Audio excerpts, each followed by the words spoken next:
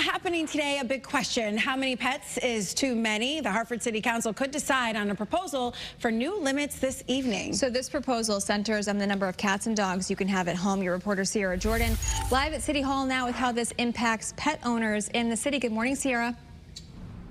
Good morning, ladies. If this proposal passes, Hartford residents could be limited to 6 cats and dogs combined, with no more than 4 dogs. City officials say this could help prevent animal cruelty and improve public safety.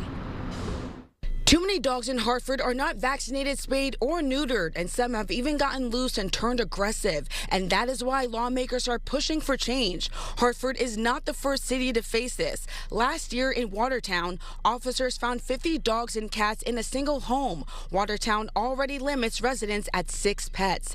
If Hartford follows, kennels, shelters, rescues, and vet offices will be all exempt. Foster families get up to 90 days, and newborn litters under 12 weeks would not count. Some residents want the ordinance to include grandfather provisions and assistance for spaying and neutering pets. Violators who ignore these warnings could face fines up to $100 per day. Your reporter live in Hartford, Sierra Jordan, Channel 3 Eyewitness News. All right, Sierra, thank you.